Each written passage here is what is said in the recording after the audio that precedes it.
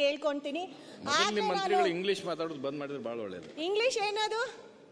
ಕನ್ನಡದಲ್ಲೇ ಮಾತಾಡ್ತಾ ಇದ್ದೀನಿ, ಇಂಗ್ಲಿಷಲ್ಲ. ಇಂಗ್ಲಿಷಲ್ಲೂ ಬೇಕಾದ್ರೆ ಮಾತಾಡಿ ಮೇಡಮ್. ಆಯ್ತಮ್ಮ, ಮಾತಾಡಿ ನೇರವಾಗಿ ಬಾರಮ್ಮ.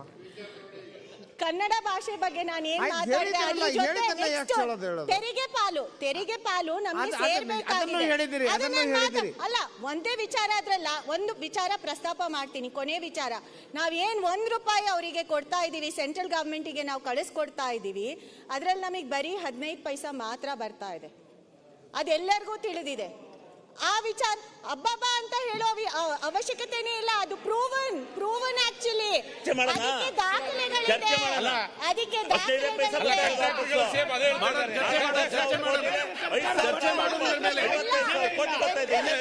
ಕೇಂದ್ರ ಸರ್ಕಾರ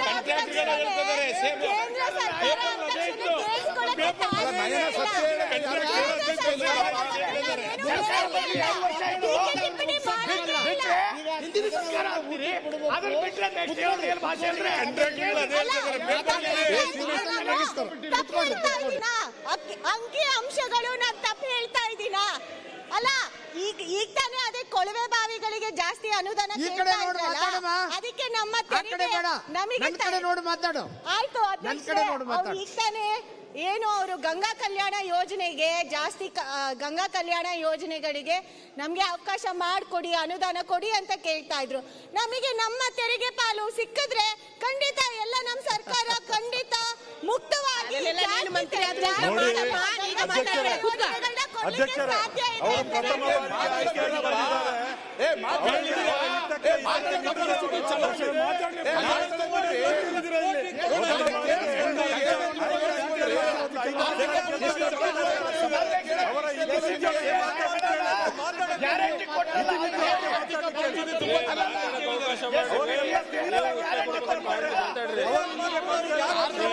ಚೆನ್ನಾಗಿದೆ ಮಾತಾಡಬೇಕು.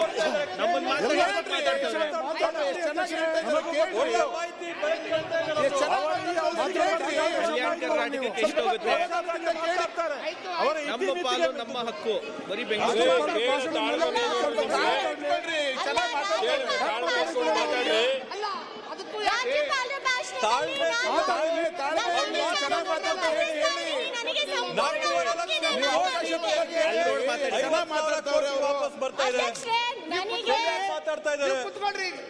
ಸಿಮೆಂಟ್ 5 ನಿಮಿಷ ಮಾತಾಡೋರು ಮುಗಿಸ್ತಾರೆ. ಕುತ್ಕೊಳ್ರಿ, ದಯವಿಟ್ಟು ಕುತ್ಕೊಳ್ರಿ.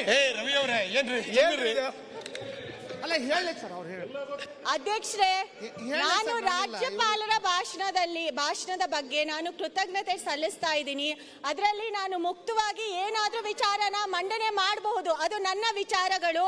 ಅವ್ರು ಏನೇ ಹಸ್ತಕ್ಷೇಪ ಮಾಡಿದ್ರೇನು ಪರವಾಗಿಲ್ಲ. ಯಾಕಂದ್ರೆ ಕೇಂದ್ರ ಸರ್ಕಾರದ ಬಗ್ಗೆ ಬಂದ ತಕ್ಷಣನೇ.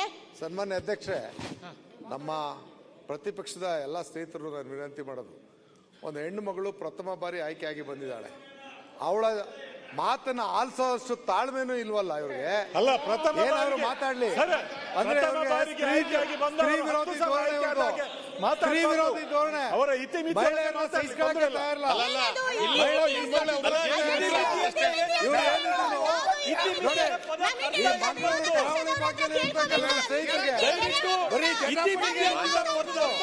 ತಾಳ್ಮೆ ಸಹನೆ ಕಲ್ಪೆ ಇಲ್ಲ.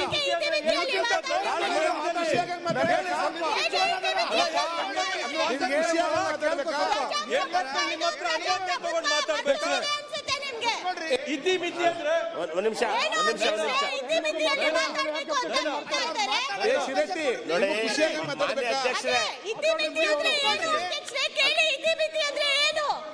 ಏನು ಇತಿಮಿತಿ ಅಂದ್ರೆ ಏನು? ಅವ್ರು ಯಾರು ನಮಗೆ ಹೇಳಲಿಕ್ಕೆ ಇತಿಮಿತಿ ಅಂತ? ಅವ್ರಿಗೆ ತಿಳಿದವ್ರು ಭಾಷಣ ಮಾಡ್ತಾರೆ, ಆಮೇಲೆ ನಿಮ್ಮಲ್ಲಿ ಡಿಫರೆನ್ಸ್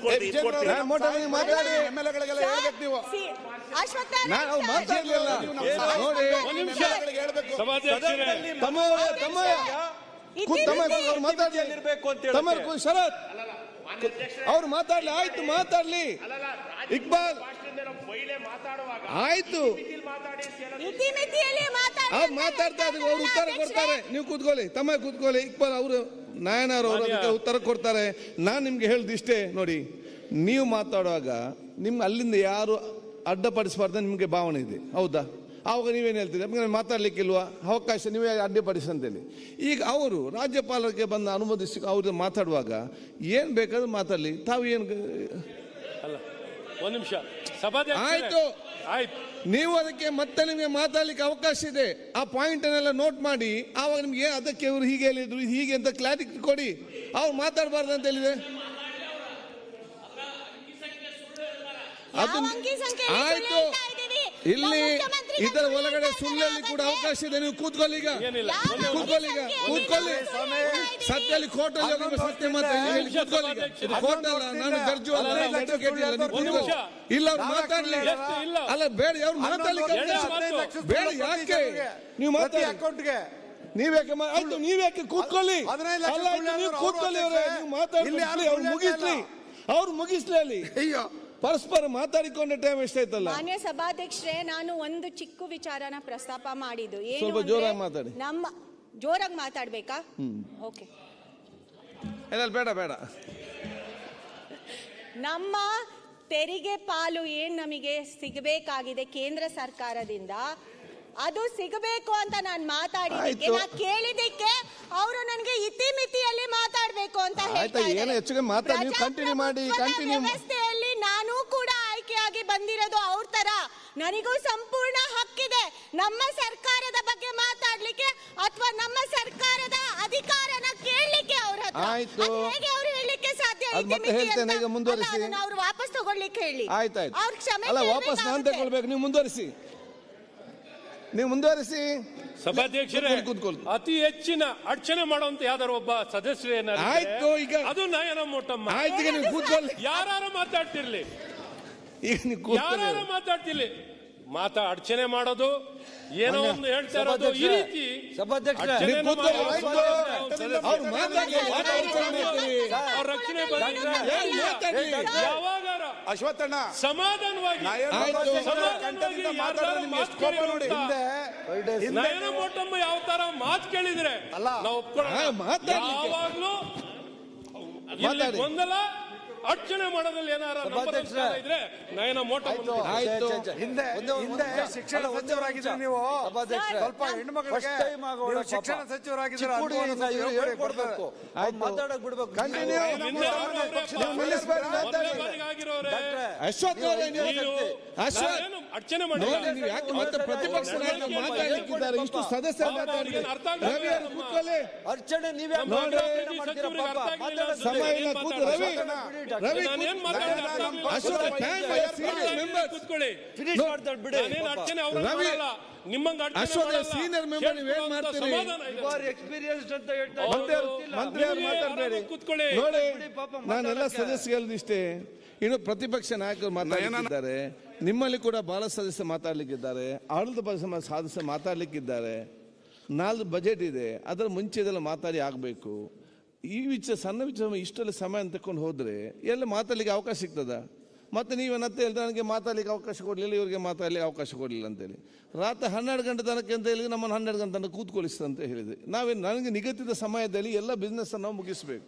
ಆದ ಕಾರಣ ನೀವೇನು ಮಾಡಬೇಡಿ, ಅವರು ಮಾತಾಡುವಾಗ ಸಮಾಧಾನದ ಕೂತ್ಕೊಳ್ಳೋ ದೊಡ್ಡ ಮಾಡುವಂಥ ಉಪಕಾರ ಇರುತ್ತೆ ನಮಗೆ. ಆದ ಕಾರಣ ಏನು ಬೇಕಾದ್ರೆ ಬೇಗ ಮಾತಾಡಿ ಮುಗಿಸಿ.